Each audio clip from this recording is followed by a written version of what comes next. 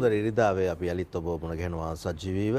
සුන්දර ඉරිදාව කියලා කියන්නේ ඔබේ දැනුමට ඔබට ඒ වගේම වටිනාකම් රසක් එකතු කරන්න බලාගෙන ඉදිරිපත් කරන වැඩසටහන් මාලාවක්. ඒ තුල අද දවසේදී අපි ඊළඟට යන්න සූදානම් වෙන්නේ සංගීත ගීතේ එක්ක උසුණු අපූර්ව අත්දැකීමක් ඔබට තිලන කරන්න බලාගෙන.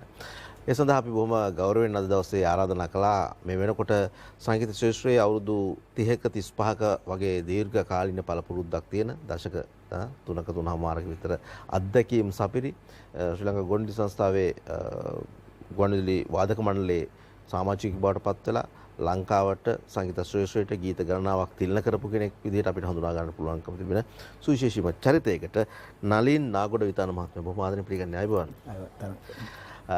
ඒත් එක්කම ඉන්නවා අද දවසේදී මේ සංගීතයත් එක්ක බොහොම අපූර්ව ගීත කිහිපයක් ගායනා කරන්න බලාගෙන ගීතාංජලි ජයවර්ධන ඉන්නවා ආයුබෝවන් ගීතාංජලි. ඒත් එක්කම තරින්ද්‍රි කොඩිකාර අද දවසේ ඉන්නවා ආයුබෝවන්.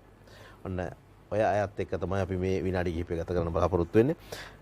නලින් මහත්මයා අපිට කියන්නකෝ දැන් මේ අවුරුදු 30ක් 35ක් කියලා කියන්නේ ලේසි පහසු කාලයක් නෙමෙයි සංගීත ශාස්ත්‍රයේ.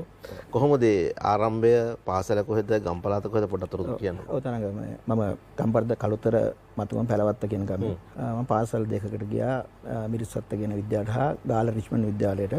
රිච්මන්ඩ් විද්‍යාලයේදී සංගීතය හැදෑරුවා. හදාලා ඊට පස්සේ සංගීත කණ්ඩායම් ශාස්ත්‍රයට ආවා.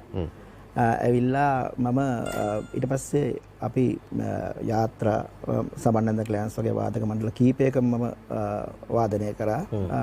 ඒ අතර නිර්මාණ කටයුතු වල නිරත වුණා. ඊට පස්සේ ගුවන්විදුලි වාදක මණ්ඩලයට ආයන් පස්සේ තවත් මට මේක ශක්තියක් වුණා සංගීත ගමනට. ඒක තමයි කෙටියෙන් කිව්වොත් මේ ගමන. අන්නර කැමරාවක බලලා කතා කරලා හරියටම ගෙදර ඉන්න කටියට කතා කරා වගේ දැනේ. අපි කියන්නකෝ දැන් මොකද මේ දවස්වල කරන සුවිශේෂී දේවල්? ඔව් ඇත්තටම තරංග මේ දවස්වල සංගීත නිර්මාණ ගොඩක් කරගෙන යනවා. විශේෂයෙන්ම අපේ පේරාදෙණිය විශ්වවිද්‍යාලයේ ආචාර්ය මහින්ද රත්නායක මහත්මයාත් එක්ක වෙලා ගීත 20ක් විතර අපි කරගෙන යනවා. ඒ අතර එඩ්වඩ් ජයකොඩි මහත්මයා එතකොට පාලි වාග්ලා එතකොට ඒ ආදී වශයෙන් ගොඩක් කට්ටිය ඉන්නවා. නිර්මාණ 200ක් විතර මේ වෙනකොට අපි කරලා තියෙනවා. නිර්මාණ 200ක් විතර කරලා තිනවා. එඩ්වඩ් ජයකොඩි මහත්මයා ඊයේත් අපිත් එක්ක මේ මැදට ඉඳලා කතා බහ කරා. තවත් විශ්ලී කාරණා ගන්නවක් පිළිබඳව. එහෙනම් අපි පළවෙනි ගීතේට යමුද? ඔව්. පොඩ්ඩක් කියන්න ගීතය. මේක ගීතාංජලි ජයවර්ධන තමයි ගායනා කරන්නේ. ඔරිජිනල් එක යාගේ. එතකොට සිසිර කුරුතරගේ පද රචනයක්. ඉතින් ගීතාංජලි ගැන විශේෂයෙන් කියන්න ඕනේ දක්ෂ ගායිකාවක්. ළඟදී චන්දන ලීනාර්තිත් එක්ක යුග ගීතයක් ගායනා කරා මගේ ගීත මෙලඩියකට. ඉතින් ගීත කීපයක් ඉදිරියේදී යාගේ අතින් ගායනා වෙනවා. ඒ අතර සුවිශේෂී හඬක් තියෙන ගායිකාවක්. බලමු. සුවිශේෂී හඬට දැන් අපි ඉඩ කඩ වෙන කරන්න සූදානම් වෙනවා අද දවසේ සුන්දර ඉරිදාවේ.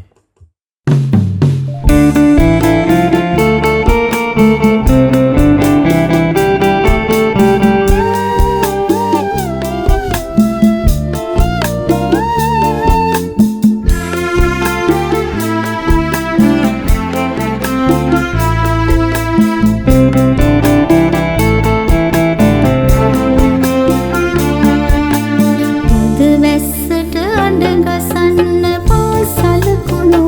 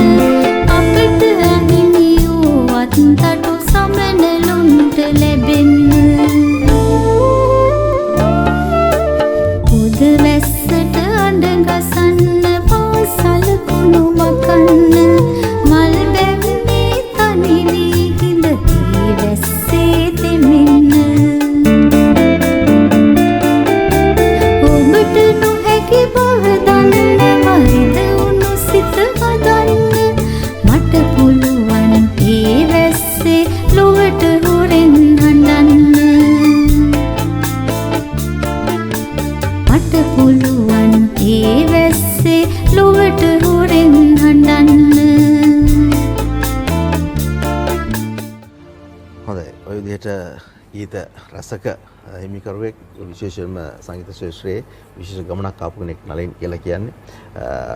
ඔබ දැන් මේ සංගීත ගමන ආරම්භ කරපු හැටි කිව්වා, පාසල් ගැන පොඩ්ඩක් අපි කතා බහ කරා. මේ දවස්වල මොනවද විශේෂයෙන්ම කරගෙන යන කටයුතු? ඔව් තරම් නිර්මාණ කටයුතු ගොඩක් නිරයනවා. ඒ අතර ප්‍රවීණ ගීත රචක රත්නශ්‍රීසර්ගේ ගීතයකට අපි නිර්මාණයක් කරගෙන යනවා. ඒ වගේම රාමකන සිද්ධාර්ථ හාමුදුරන්ගේ ගීතයක්, අමිල තේරුණුවරගේ ගීතයක් නිර්මාණය වෙනවා. බඳුන් ආරාතම් සර්ගේ ගීතයක්. ඒ වගේ ප්‍රවීණ ගීත රචකව කීප දෙනෙක්ගේ නිර්මාණ වෙනවා. ඒ අතර මම කලින් කිව්ව සුවිශේෂී චරිතයක් වෙන මහින්ද රත්නායකයන්ගේ ගීත ගොන්නක්, විශේෂ පරිශීලනාත්මක ගීත කීපයක් වාදනය වෙනවා, නිර්මාණය වෙනවා. ලක්ෂ්මන් න්‍යායතරණ දැනටත් ගීතයක් ගායනා කරලා තියෙනවා. ඒ අතර විවිධ මාතෘකා ඔස්සේ අපි ගීත නිර්මාණය කරගෙන යනවා. ඉතින් මේ දවස්වල තියෙන මේ විශේෂම දේ තමයි ජනකවි ආශ්‍රිත ගීතයක් හා අඩුවතර තරුණ පරපුර වෙන විශේෂ පරිශීලනාත්මක ගීත කීපයක් නිර්මාණය කරගෙන යනවා. තරුණ පරපුර වෙනුවෙන් විශේෂ නිර්මාණ කීපයක් කරනවා කියනකොට දැන් තරුණ පරපුර සංගීතයත් එක්ක සම්බන්ධ වෙලා තියෙන ආකාරය, වර්තමාන සංගීත ශාස්ත්‍රයේ ගමන් මඟ පිළිබඳව ප්‍රවීණයෙක් විදියට වසර ගණනාවක් අවුරුදු 30කට වැඩි ප්‍රමාණයක් මේ ශාස්ත්‍රයේ ඉන්න කෙනෙක් විදියට කොහොමද වර්තමානය ගැන දකින්නේ? වර්තමානයේ හරි සුබයි. වර්තමාන සුබයි කියන්නේ අපි තරුණ පොත තාක්ෂණය අතින් දියුණු වෙලා ගොඩාක් හොඳ තැනක තියෙනවා. අලුත් ක්‍රමවේද භාවිතා කරනවා. ඒකත් සතුටුයි. හැබැයි එක දෙයක් තියෙනවා, අපි දැනුම පැත්ත හොයාගෙන යාම ටිකක් අඩු වෙලා තියෙන සංගීත ශාස්ත්‍රයේ. මොකද ඒක භාවිතා කිරීම දකින්න ගොඩක් තියෙනවා කියලා. සංගීතය දන්න කට්ටියට කිව්වොත් දැන් සින්දු වල හාමනයිසින් ඇහෙන්නේ නැහැ. එතකොට කවුන්ටර්ස් පාස් ඇහෙන්නේ නැහැ. නිකන් සින්දුවක් විතරක් එනවා. නමුත් ගීතයක් කියන්නේ සුවිශේෂී ශබ්දයක් වෙන්න ඕනේ. ඒ මිහිරක් තියෙන්න ඕනේ. හදර දැනෙන්න ඕනේ. ඒකෙදි වචන භාවිතයත් එක්කම අර්ථ ගැන්වෙන විදිහට තනුවක් නිර්මාණය වෙන්න ඕනේ. එතකොට ඒ තමයි මේ තියෙන්නේ. ඒකෙදී අපි රැල්ලකට කොට නොවි අලුත් පරීක්ෂණාත්මක දේවල් අපි කරන්න ඕනේ. දැන් මම හිතනවා ඒකට තරුණ පරපුරට හොඳ හැකියාවක් තියෙනවා අද ඉන්න තරුණ පරපුර. තාක්ෂණයත් ඕනෙමයි, අවශ්‍යයි ලෝකෙත් එක්ක යන්න. තාක්ෂණ වගේම දැනුම අපිට අවශ්‍යයි. ඒ වගේම ප්‍රවීණයන්ගේ ප්ලේයින් රෙකෝඩින් පැත්තේදී ප්‍රවීණයන්ගේ සහාය ගන්නවා නම් හොඳයි. දැන් උදාහරණයක් විදිහට මම මගේ ප්‍රවීණ වාදක මණ්ඩලයක් සමග රෙකෝඩින් වලට සම්බන්ධ කරගන්න. ඒක මතක් කරන්න වෙනවා. ඒ වගේ කට්ටිය දාගන්න මහින්ද බණ්ඩාරයන්, නිරේෂ් පෙරේරා, ඒ වගේ උපුල් හේමන්ත, නාලකංජන, ඒ වගේ ප්‍රවීණව ආශ්‍රය කරලා නිර්මාණ බිහි කරගත්තම ඒගොල්ලන්ගේ සවුන්ඩ් එකත් මේක ඇතුළට එක්කහුව වෙනවා. ඉතින් අර ගොඩක් වෙලාට ප්‍රවීණත් එක්ක නිර්මාණයක් කරගන්නවා නම් වාදක මණ්ඩලයත් සම්බන්ධ කරගන්නවා හා පරිණත ස්ටුඩියෝ එකක්, ශබ්ද පරිපාලකවරය කීප දෙනෙක් එක්ක වුණත් මේක නිර්මාණ සාර්ථක වෙනවා. තාක්ෂණයට වඩා දෙයක් තියෙනවා අත්දැකීම්. අත්දැකීම් පුද්ගල සහිත පුද්ගලත් එක්ක වැඩ කරොත් තවත් මේ තරුණ පරපුර නිර්මාණ ගොඩාක් සාර්ථක වෙයි කියලා මම හිතනවා. හොඳයි. ඒ වගේ අත්දැකීම් බහුල කාරණාවන් තොරතුරු අද දවසේ මේ කතා බහෙදී අපිට එකතු වෙනකොට අපි ඊළඟ ගීතයට යමු. මේ අපිට තියෙන කාලය බොහොම සීමිතයි. ඒ නිසා මේ ගීතෙන් කොටසක් විතරක් අපි රස විඳිමු. මොකද තවත් අවස්ථා කිහිපයකට අපි යන්න තියෙන නිසා. රයිට්. මේ ගීතය ගැන පොඩ්ඩක් කියන්න මෙමු. තරිද්දී ගොඩක් කලින් ඉෂාක් බෙක් මහත්තයත් එක්ක ගීතයක් ගායනා කරා. ගොඩක් ගීත දැනට 10ක් විතර නිර්මාණය කරලා තියෙනවා මාත් එක්කම. දක්ෂ ගායකයෙක්. බලමු අපි නම් අපි තරඟ ගීතයට යමු.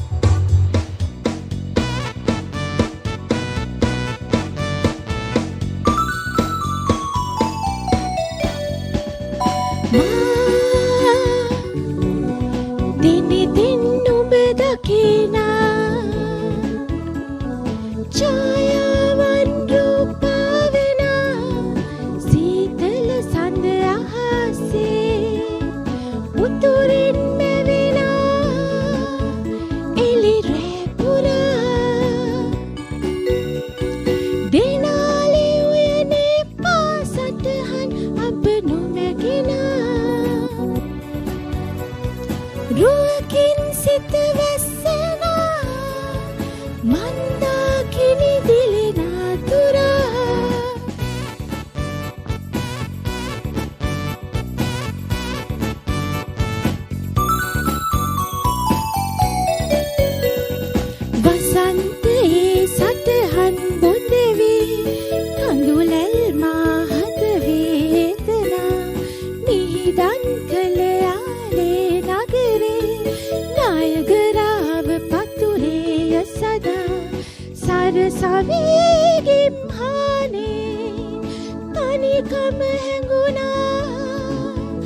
කඳුලෙලි සලා වෙන්වීමත් නිහඬව බැස යන මාරුතයකි සිත පාරනා ළඟදිම කරන්න මොන හරි දෙයක් තියෙනවද විශේෂ දෙයක් අපේ තුතුන් කියන්නේ? තියෙනවා. අපි සංදර්ශනයක් අපි ගීත නිර්මාණ එක්කවර සංදර්ශනයක් සූදානම් කරගෙන යනවා. ඒක කොයි කාලේ වගේද? තව මාස දෙකකින් වගේ පටන් ගන්නවා. ඒකෙදී අපි ප්‍රවීණ රචකයෝ ගායකයෝ හා තරුණ ගායකයෝ අලුත් පරපුරේ ගායකයෝ සියල්ලම සම්බන්ධ කරලා ලස්සන ප්‍රසංගයක් සංවිධානය කරගෙන යනවා. ඒකට මට ගුවන්විදුලි වාදක මණ්ඩලයේ ලොකු සහායක් ලැබෙනවා ඉන්න ආයතනයේ විදිහට. මන් මගේ තවත් සම්දිස්ථානයක් සටහන් කරන්න නලින් මහත්මයා බලාපොරොත්තු වෙලා ඉන්නකොට දැන් නලින් මහත්මයාගේ පාසල් කාලයෙන් පස්සේ තරුණ කාලයෙන් පස්සේ දැන් සංගීතයත් එක්කමනේ ජීවිතේ ඉස්සරහට යන්නේ.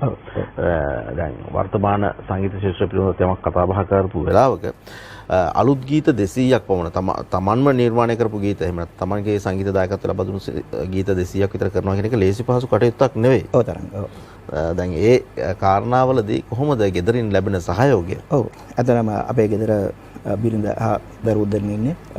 නිදහස උපරිම හම්බෙන මියුසික් වලට. ඒක තමයි ප්‍රධාන දේ. ඒ සහාය තියෙන හින්දා තමයි මෙතර එන්න පුළුවන් වුණේ. මොකද සංගීතඥයෙකුට නිදහස ඕනේ, මානසික නිදහස නිර්මාණ බිහි කරන්න. ඒ පසුබිම නිරන්තරයෙන්ම ගෙදර හැම වෙලාවෙම ලැබෙනවා. ඒක ලොකු විශාල ශක්තියක්. ඉතින් ඒ වගේම තරංග මම මේ පළ සිහිපත් කරනවා මට ආචාර්යවරු විදිහට ගත්තම සංගීතාචාර්ය ගාරිෂ්මන් විද්‍යාලයේ ජයන්ත සිරිසේන මහත්මයා, නන්දන රීනගේ මහත්මයා, ඒ වගේම නිරන්තරයෙන් මට සහයෝගය දෙන ගුවන්විදුලි සංස්ථාවේ වාදක මණ්ඩලයේ සමාජිකයන් ඇතුළු සියලුම දෙනා ගොඩක් ශක්තියක්. ඒ වගේම මට ගොඩක් සහයෝගය දෙන මගේ රෙකෝඩින්ස් වාදක මණ්ඩලයක් ඉන්නවා. ඒ මොකල්නොත් කිව්වා මහින්ද බණ්ඩාරයන්, මදුශංකර රත්නායක, දිනේෂ් හේවගේ, නිරේෂ් පෙරේරා, උපුල් හේමන්ත, අජිත් ජයවීර මේ ආදී හේම්පාලස ප්‍රවීණ බටනලා වාදකයා විශේෂයෙන් මාත් එක්ක හැම ගීතයකටම මට බටනලා වාදනය කරලා තියෙනවා. ඒ වගේ දැවැන්ත පුද්ගලයෝ මේකට සම්බන්ධ වෙන හින්දා ඒ වගේ ශබ්ද පරිපාලකවරු සඳුරු ගමගේ, ඉම්රසිරි ගමගේ, එතකොට කැලුම්, එතකොට ওই තුන්දෙනා මට ගොඩාක් උදව් කරනවා ශබ්ද පරිපාලන කටයුතු විදිහට. ඉතින් මේ එක්කවල තමයි මේ දැවැන්ත නිර්මාණ 200 කරේ. ඉතින් මේ අපි එකමුතුවක් කරන්නේ. ඉතින් ප්‍රවීණ ගීත රචකයෝ ගොඩාක් එක්කවල තියෙනවා. ආධුනික අලුත් ගීත රචකයෝ එක්කවල තියෙනවා. නවීන්ද්‍ර ජයසුන්දර, නිල්මිනි වයින්දර්සිංහ වගේ අලුත් කට්ටිය. එතකොට මේ ඔක්කොම එක්කහුවලා තමයි මේ ලස්සන ගමන යන්නේ. අපි එකමුතුවක්. නිර්මාණයක් කියන්නේ සාමූහික එකමුතුවක්. ඉතින් මේකදී මට තනියෙන් කරන්න බෑ. මේකට අර සහයෝගය හැමෝගෙම තියෙන හින්දා තමයි මේ ලස්සන ගමන එන්න පුළුවන් වුනේ.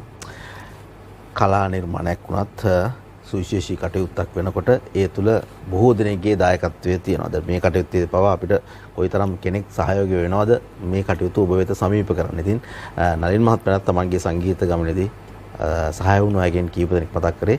එක්කෙනෙක් දෙන්නෙක් අමතක වුණා නම් ඒක අනේ කලබල වෙලාවේදී මතක නැතිව නෙමෙයි ඒක වාට එන්නේ නැහැ. එහෙම දෙයක් තියෙනවා. හොඳයි. වැඩි කලබල වෙන්න එපා. කොහොම නමුත් දැන් අපි සූදානම් වෙනවා ඔබේ තවත් සුවිශේෂී ගීතයකට ඉඩකඩක් වෙන් කරගන්න. ගායක ගායිකවන් රසකට ඔබ පසුබිම් සංගීතය සකස් කරලා තිනවා. අපේ නිෂ්පාදක කණ්ඩායම සූදානම්. මම හිතන්නේ ඔබේ තවත් සුවිශේෂී ගීතයක් රූප රචනකුත් එක්කම බලන්න ඉඩකඩක් වෙන් කරලා දෙන්න. ඒකට තටියක් වෙලා ගන්න වෙයි අපිට. ඉතින් දැන් වර්තමානයේදී ඔබ අද දවස ගැන කතා බහ කරොත් එහෙම තමන්ගේ සංගීත ගමන තුළ සම්මුඛ සාකච්ඡාවක් තුළ රූපවාහිනී වැඩසටහනක් තුළ මේ වගේ අදහස් දක්වමින් තමන්ගේ නිර්මාණ ගැන කතා බහ කරනවා කියන එක සුවිශේෂී අවස්ථාවක්. ඔබට කොහොමද අද දවස දැනෙන්නේ? ඔව් ඇත්තටම තරංග නිර්මාණ කරන්න පුළුවන්. අද තියෙන ලොකුම ප්‍රශ්නේ ප්‍රචාර කර ගැනීම, ජනප්‍රිය කර ගැනීම. ඉස්සර සින්දු අඩු කාලෙකදී නිර්මාණ ගොඩක් කරගෙන ලේසියෙන් එළියට ගන්න පුළුවන් වුණා. ඉතින් මේ මාධ්‍ය කරනවා කියන එක සුවිශේෂී අවස්ථාවක්. ඔබට කොහොමද අද දවස දැනෙන්නේ? ඔව් ඇත්තටම තරංග නිර්මාණ කරන්න පුළුවන්. අද තියෙන ලොකුම ප්‍රශ්නේ ප්‍රචාර කර ගැනීම, ජනප්‍රිය කර ගැනීම. ඉස්සර සින්දු අඩු කාලෙකදී නිර්මාණ ගොඩක් කරගෙන ලේසියෙන් එළියට ගන්න පුළුවන් වුණා. ඉතින් මේ මාධ්‍ය කියන දේ ගීතයක් ප්‍රචාර කිරීම අත්‍යවශ්‍යයි. ඉතින්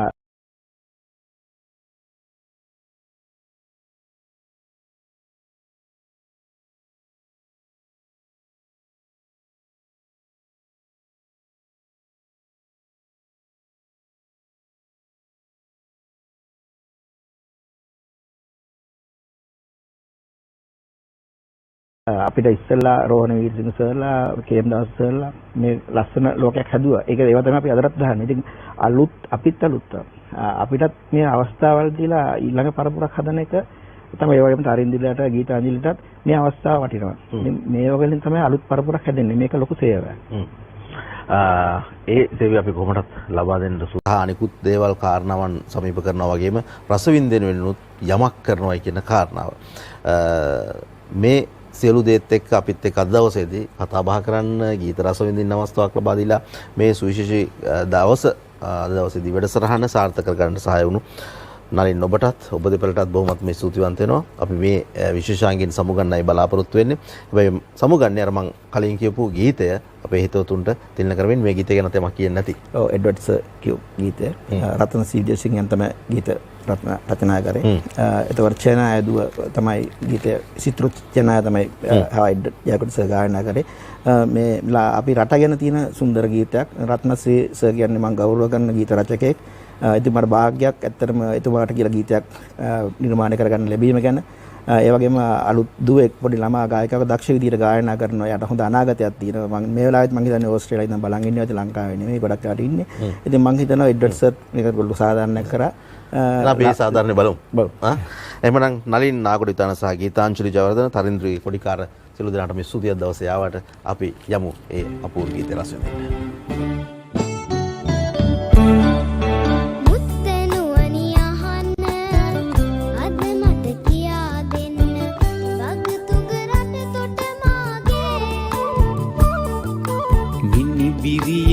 අහන්න පුංචිම රටක් තමයි ඉපැදුණු ලංකාදීපේ.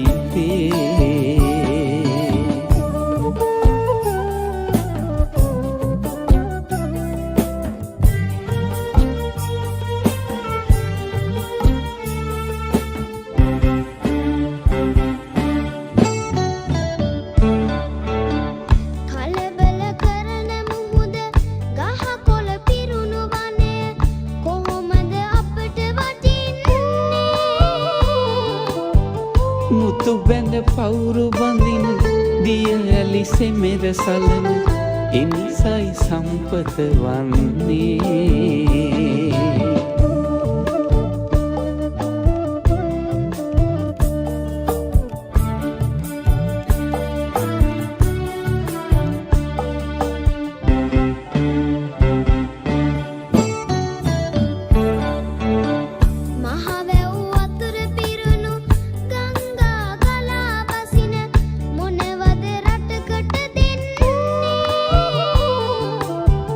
ගොඩ මඩ නිල්ල දිලෙන මේ සරුසාර දෙරන එනිසයි අපට ලැබෙන්නේ.